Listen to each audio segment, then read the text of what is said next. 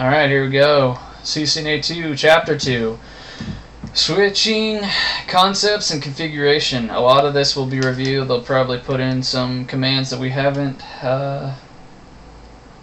seen before, but most of it will be review. It will take a while, and so I believe this is a pretty big chapter. So you might want to break it up into watching this video in a couple sections and do that with your reading.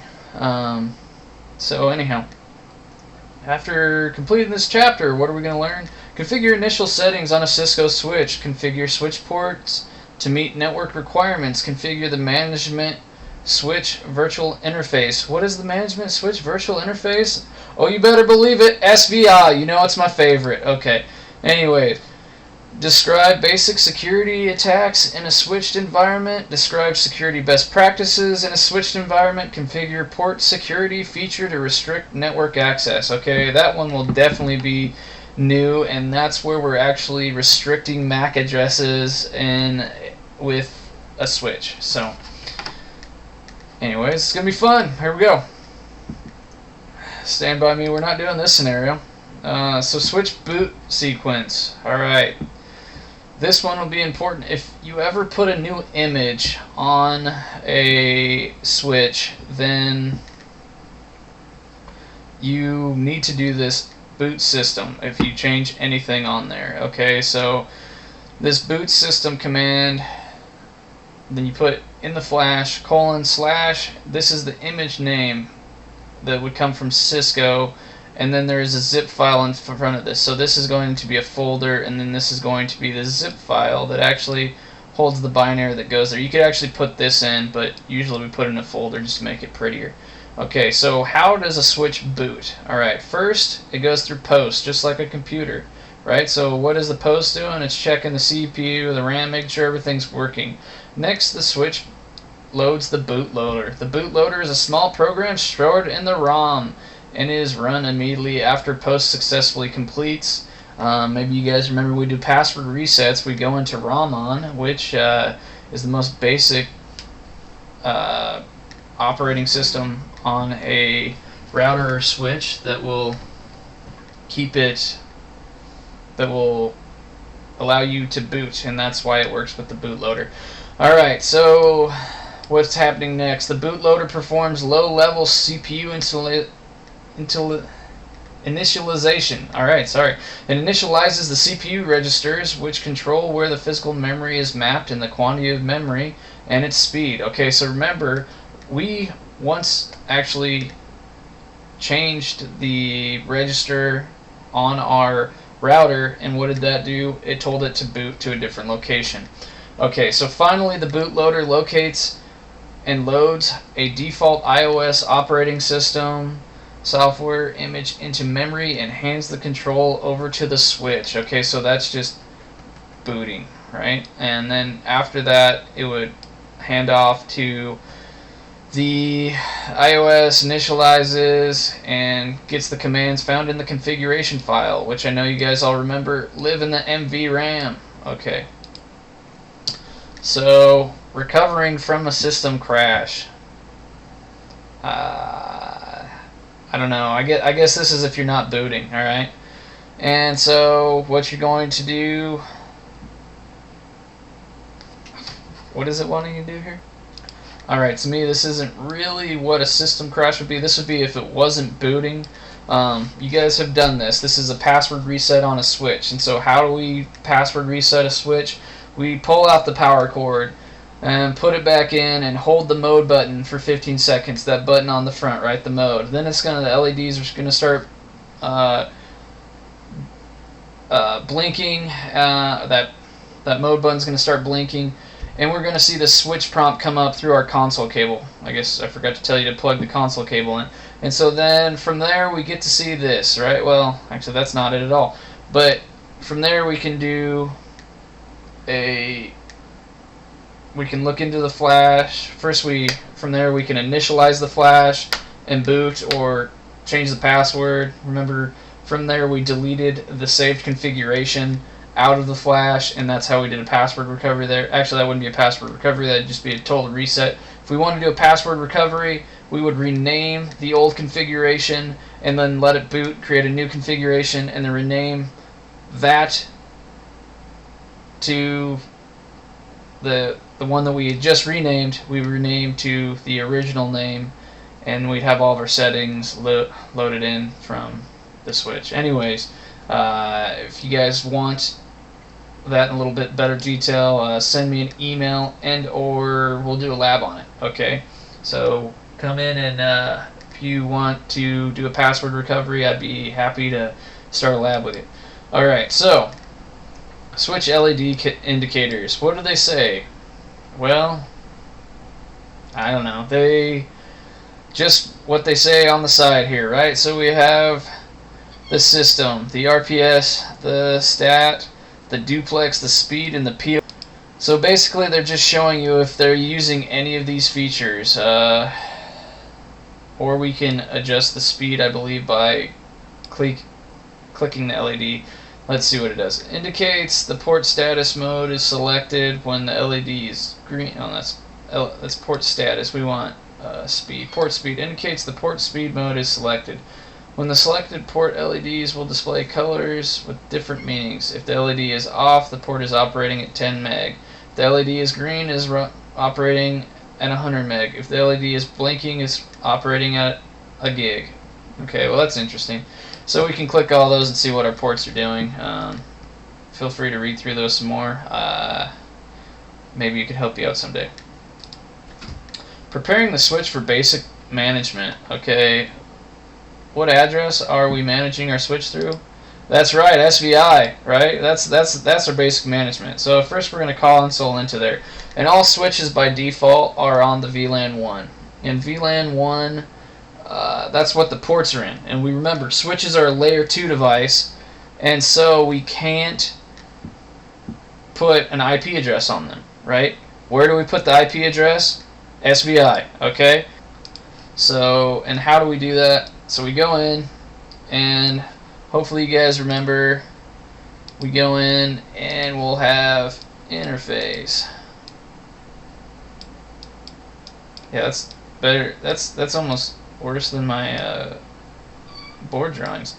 Interface VLAN 1, and that's RSVI, and you guys know it, okay? SVI, interface VLAN 1. Don't forget it. Remember, that's, if you don't know it, that's what you're always. Okay, one more time. Where are we going to manage our switch from? Well, first we set it up through the console, and then for Telnet or SSH, what are we setting up? Interface VLAN 1 and that SVI. Okay, so hopefully you guys are sick of hearing that and will remember it. So that's where we're putting our IP address, but it's only for SSH or remote management. Anyhow, we'll move on. So here, if you guys have forgotten how to do this, we have it both here and here to set up our SVI. And so we have, first we're going to do config T, right? Then brings us into global configuration mode, right? Then we're going to go into interface mode. Interface VLAN 99. Okay, so that means that they're not managing from VLAN 1 with their SVI. They're actually setting up a SVI of 99, and so you'd have to put your switch ports actually into VLAN 99 to reach this. When we do VLAN 1, it's because all of our ports are in VLAN 1, and so anyone in VLAN 1 can get to the SVI in VLAN 1. And so we know that. And so next, what are we going to do? We're going to set an IP address. So we say IP address, the address, and the subnet mask. No shutdown, okay? On a lot of newer switches, you don't have to do that, but it's still a good idea. Next, you could do end if you wanted to, and they're going to save it, okay? So next is probably setting up the default gateway. And so when we set an SVI, our default gateway is only for remote management. We don't have to have a default gateway on a switch, right? It's a layer 2 device. It's just forwarding frames. But if we're going to remote in from a different network, let's say we have something like this, all right? So VLAN 1, is the yellow network. And if I didn't put a computer here, but we have a computer here, and I think I'm in yellow, but alright, so we have a computer in here, and if it wants to remote in, it needs a default gateway in the switch. Now this switch, this computer can, if it's all in 99, it could reach there, and we don't need a default gateway for that, right? Because it's not leaving the network. But if the SSH or telnet connection needs to go back to the router, we have to put a default gateway in. Okay, so, and how do we do that? Hopefully you guys remember this.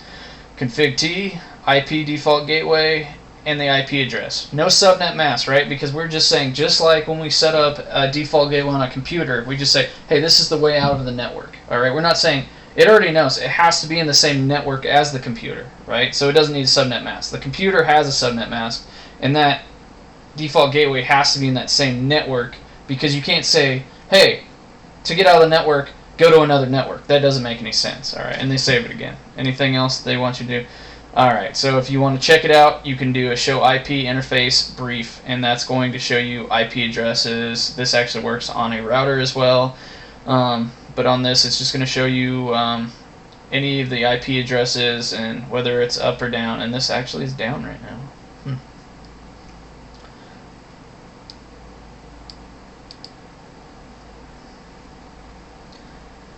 If you want some help on that, feel free to do this basic switch configuration lab. I'm sure it won't hurt. Alright, so duplex communication. Hopefully you guys remember this. We have full duplex, which means we send and receive at the same time. Or half duplex, we hope it's not busy, right? And so this is a hub network, and if we're in a switch network, we're at full duplex. Alright, half duplex, a hub network. And half duplex is where we have to worry about collisions. Full duplex, right, is known as collision-free networking. So how do we can configure any of these things? So if we want to hard set it, all of these by default are on auto. Our speed's on auto, our duplex is on auto, and so they're going to auto negotiate that. Now if we're having issues, or and this does happen sometimes, that it would cause issues. If you had 10 meg set on one side and 100 meg on the other, you could have some weird pings or something like that. But anyways, you could hard set them if you know it's going to be a switch. And to do that, that's what they're showing right here. Configure terminal, interface, whatever interface it is, and you just say duplex full or duplex half, and speed 10, speed 1000, speed 10, and we're going to save that up. So I think you guys could probably do that. Alright, auto MDIX. So remember, MDIX is what allows us. We love this because we can just make we can just make straight through cables anywhere. Otherwise, between these switches, we would need a cross through cable, right? Because they're the similar device.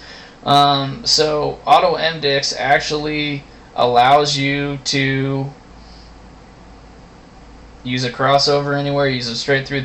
The NIC of the device will actually determine it, and so it's a happy day.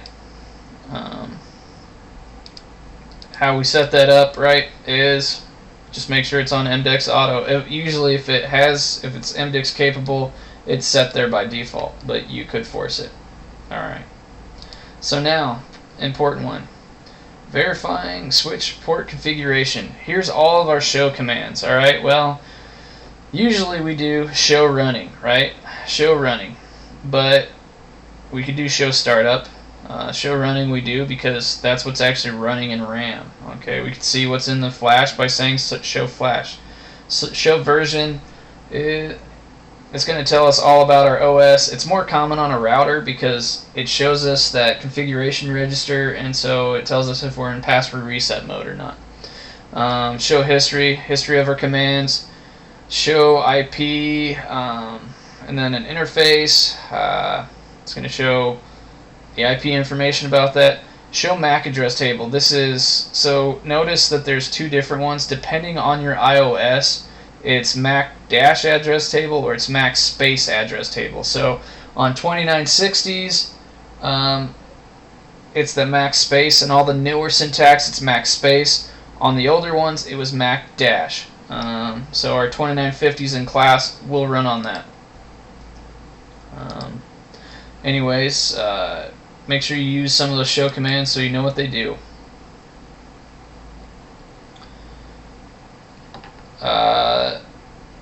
Network access problems. Okay. So, how are we going to see them? Show interfaces. And what we're looking for is up and up. Okay. Why up and up?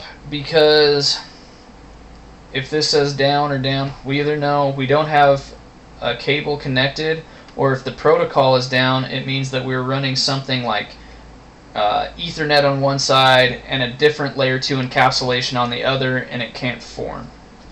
Or it will say administratively down here, which means the port is shut off. And so those are some things that it can. So the other things we can see through this interface is if we go here, we're looking for runts and giants. If we're having weird errors, so a runt means that it was, I believe, under 64 bytes, right, which is the minimum.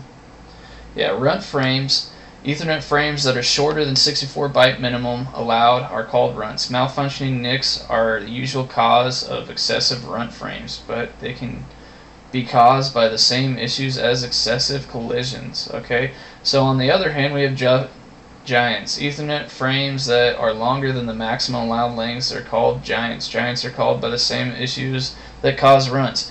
But sometimes we actually allow in older storage networking, or SAN, storage area network, a lot of times we're going to allow giants because we're sending huge blocks of information and we want that.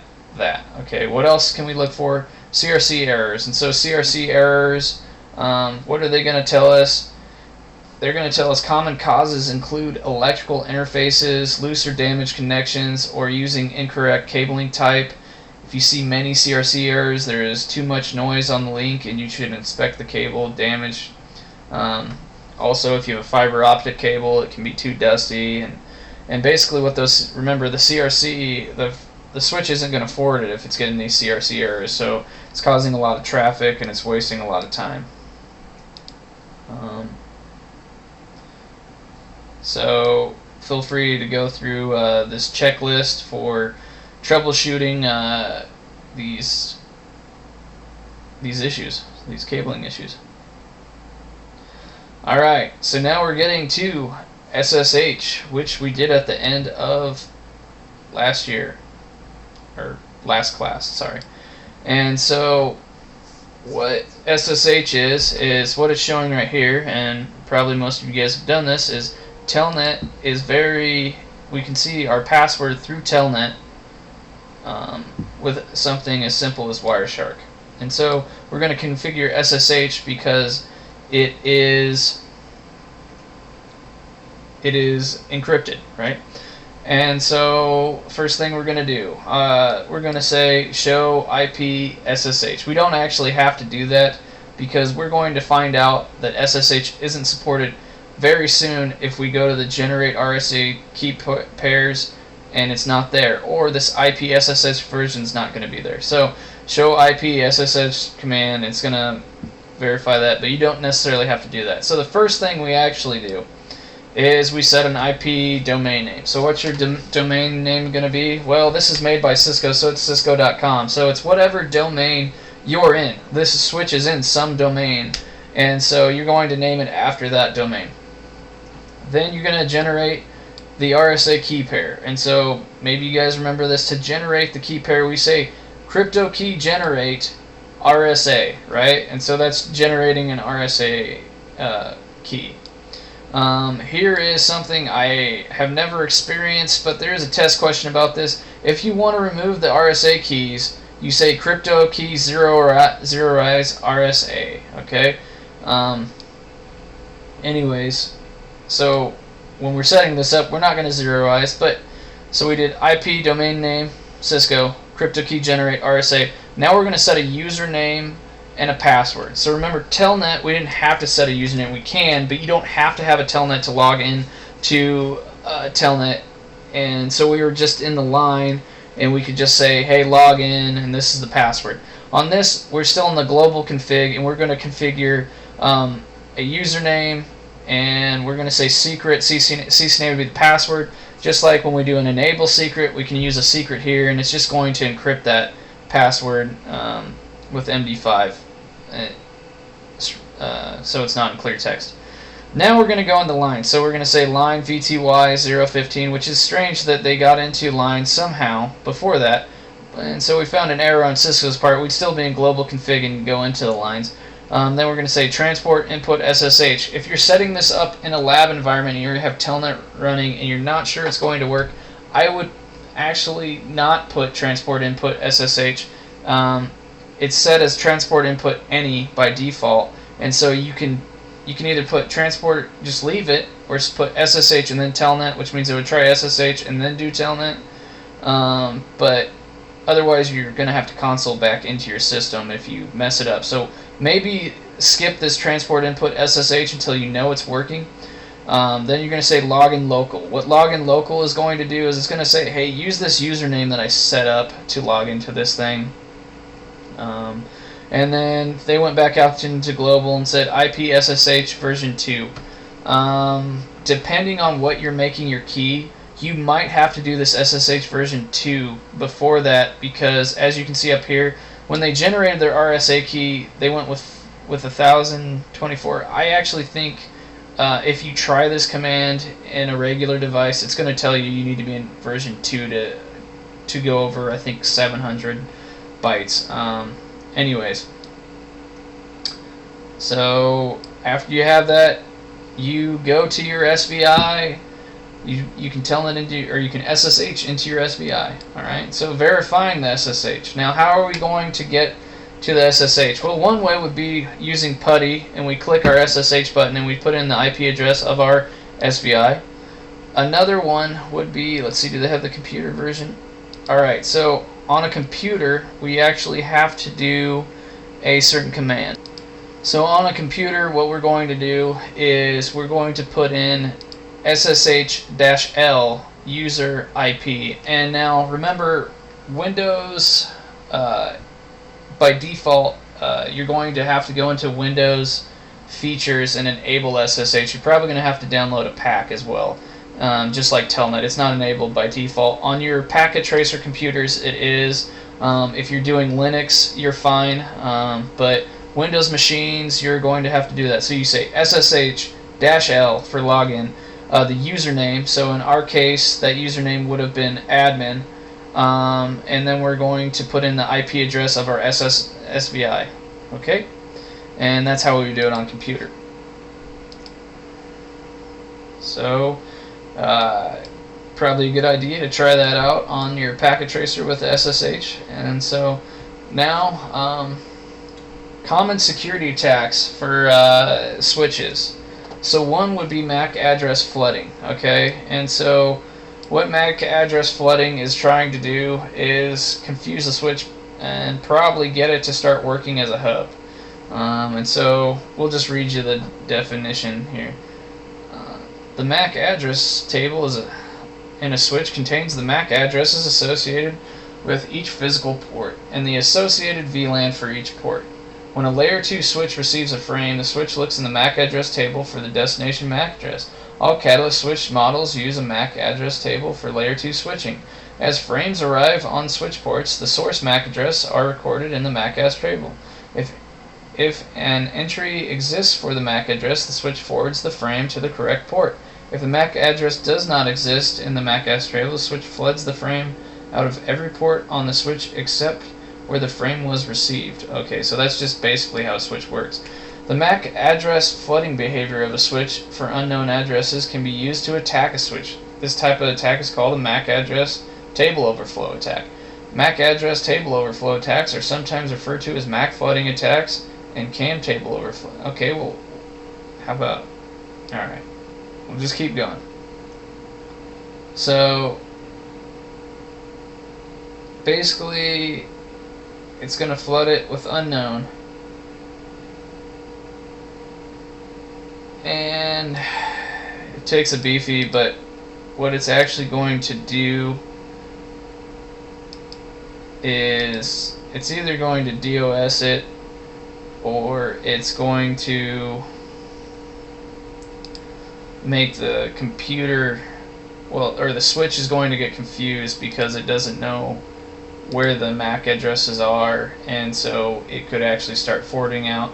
But if you look right here, some network attack tools generate up to 155,000 MAC addresses on a switch per minute. Depending on the switch, the maximum MAC address table size varies. So the beefier the switch, the easier it is to mitigate that. One way to mitigate MAC address table overflows is to configure switch port security. So that's what we're going to go on. So next one, DHCP spoofing. Alright, so DHCP spoofing, two reasons to do that. What it means is, as we can see here, our DHCP server is here, but this computer is going to pose as a DHCP server up here. And so why it's doing that and how it's going to work is, remember how DHCP works, and it sends a broadcast, so the closest device is going to reply, and in this case this computer is closer. And so once we take over the DHCP, we can take over the DNS, so we can either DOS them, or we can man in the middle of them, or we can do a whole lot of stuff by becoming the DHCP. So all it's really doing is saying, hey, I'm your DHCP spoofer, and it does that. Another attack for DOS would be this DHCP starvation. So DHCP starvation is just trying to use up all network addresses in the DHCP server so that when clients try to get on, they can't get an IP address. And if they can't get an IP address, they can't go anywhere, right? They are stuck to a layer 2 connection, no layer 3, no doing anything. And so that is DHCP spoofing and starvation. Cisco has a proprietary tool. It's called DHCP snooping, and DHCP snooping will say, hey, the DHCP server is only attached to here, and so it will block this spoofing attack. Alright, so next is leveraging CDP, and maybe you guys remember CDP from the very end of CCNA2. And so we could see CDP from Wireshark, or we can see it from each device, and it's a great tool, right? CDP tells us our Cisco IOS, our SVI, what VLAN we're in, all kinds of information. And to see it from a Cisco device, remember we do show CDP neighbors or show CDP neighbor detail. I'll throw that up there again. I just put a nay. That'd work. Okay, and so what they're doing on the CDP attack is they are gaining information to attack the vulnerabilities in a system as it shows what iOS we're using and what version. You could typically get some vulnerabilities for that particular iOS, or you could brute force the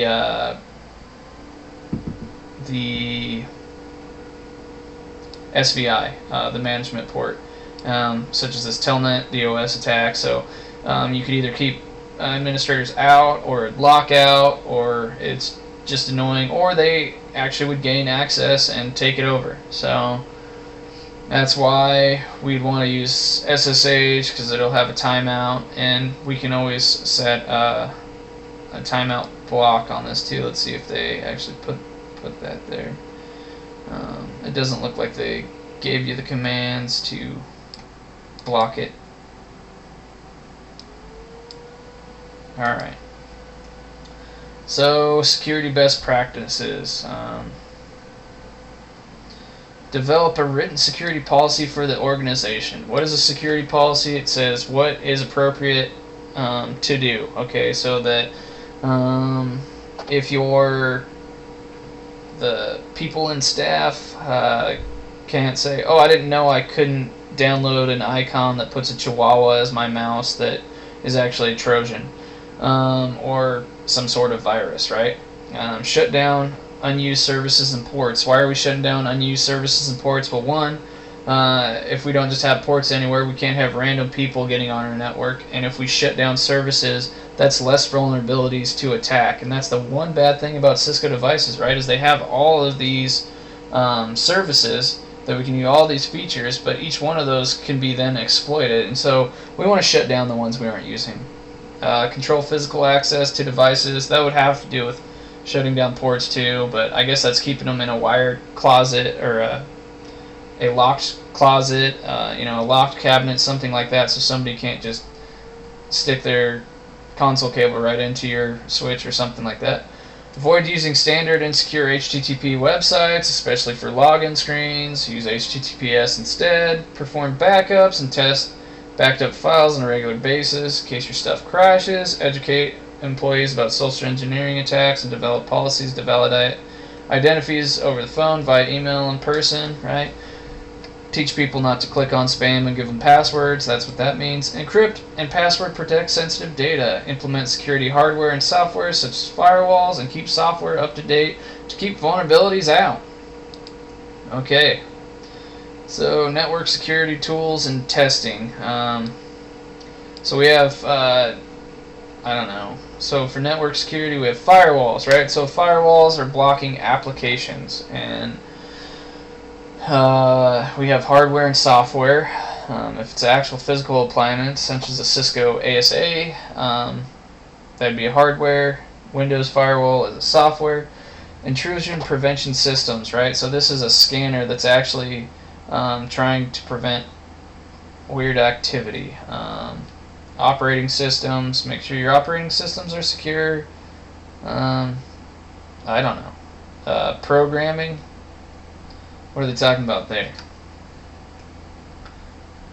I guess you need expertise in all of these areas, and including TCP/IP. Anyhow, probably can get the basics from that. Network and security audits. Well, it's probably a good idea, especially if you have very critical information, to have outside sources come in and pen test your system and look for vulnerabilities and tell you what you're not doing, as well as doing it in-house, but probably best practice, if you have real critical stuff, to also do it, have a third party come in. Alright, so switch port security. Hopefully you guys, I don't know if you guys remember this command, but we can do an interface range command. And so interface range, what we do is interface range and then the starting port and then a dash. So if we were doing it with what we can see on the screen, we would say interface range F04-7, and that would put us in ports 4 through 7. Okay. And so what they're saying here is shut off the unused ports, and of course you guys remember using the shutdown. Now remember, by default all switch ports are on, by default all router ports are off, so we actually have to shut down the switch ports so they aren't used. Another thing we can do, this DHCP snooping. This is where we're blocking for those DHCP attacks.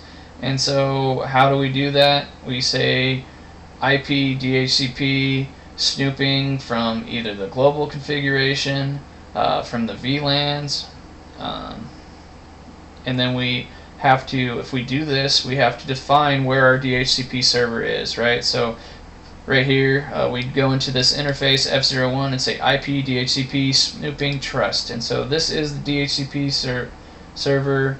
And finally, if we wanted to stop bogus requests for that DHCP starvation, we could say DHCP starving limit rate. All right, and so that means they couldn't take all of our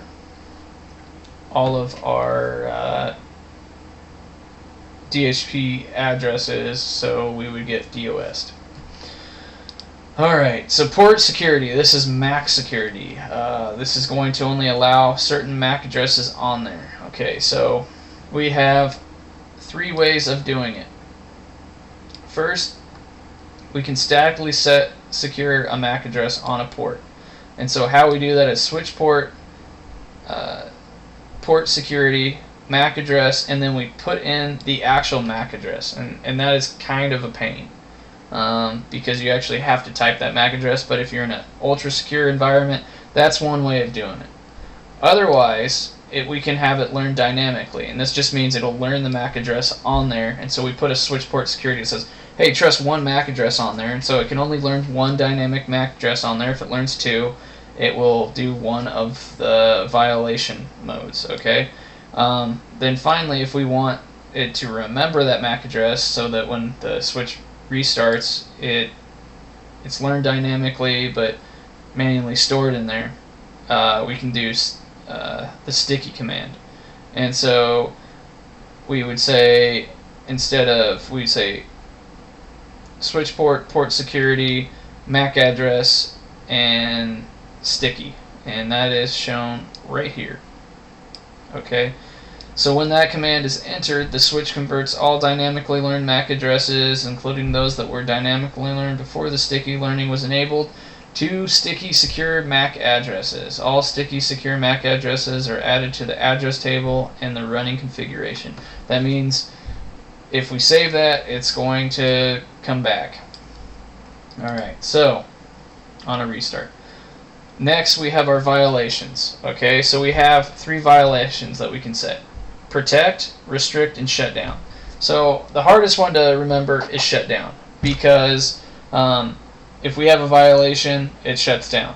Okay, maybe that's the easiest one to remember. So protect and restrict, what they do is if you have a good MAC address on there, it lets it, so say we only allow one MAC address on and we stickied that MAC address. And then all of a sudden somebody plugs in a switch to that port, and so there's 3 MAC addresses on there. Well, that one good MAC address can go across, and this is in protect, I think I said protect. Well, it blocks the others, and that's all that happens. Now restrict does the same thing as protect, except it sends a syslog message, and so that will send you a message that there is a violation and will notify you that you might want to check out because there's some strange activity going on. But it's only blocking the MAC addresses that aren't in there, and feel free to read through those. And so how we set that is we say switch port security and the violation, and so the violation is either protect, restrict, or shut down, and that is at the interface level.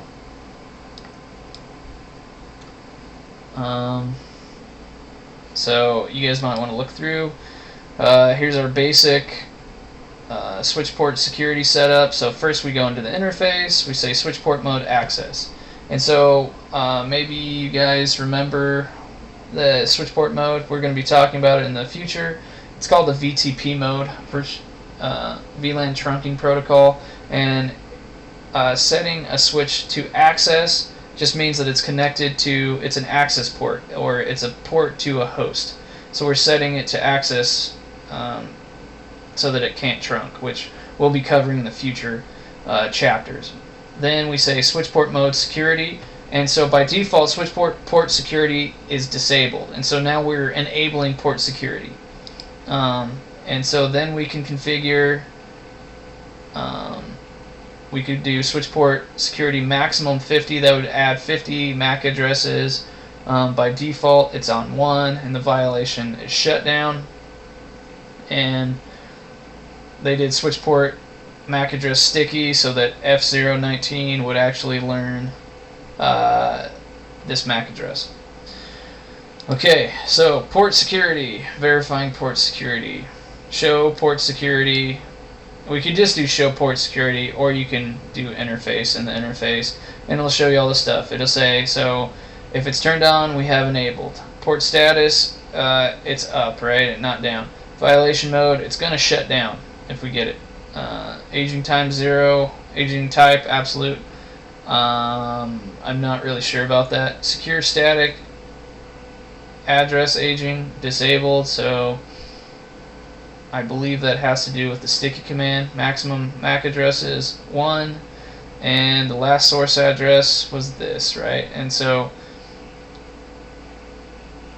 configured MAC addresses, we have none, it's just learning it dynamically. Sticky MAC addresses, none. Okay, and so that's our dynamic. You can look through the changes in sticky, and the sticky is in running config and all of that jazz. Feel free to do that. Okay, so what happens when we have a port in disable state? So we show port security, and the state is down, and so we had a shutdown or some sort of, maybe we're just restricting. We're going to shut down the interface and do a no shutdown. Now, if it's already shut down, we can just, all we have to do is do a no shutdown. But that's how we turn that off. For some reason, they're going to tell you about NTP. NTP is Network Time Protocol. It's used mostly for VoIP phones and that kind of thing, but we can program an NTP server by saying NTP master 1 and put the server IP. This would just be a way of making sure your devices all are on the same time, which is sometimes important for like Windows. If your time clocks are too far off, you can't activate Windows or you can't get updates, and that looks like basically everything we're going to do. Maybe try some of these packet tracer challenges, and make sure to do your reading yourself. If you have any questions, as always, put it in the discussion or send me an email and I would be happy to answer it. Yeah, have a good day.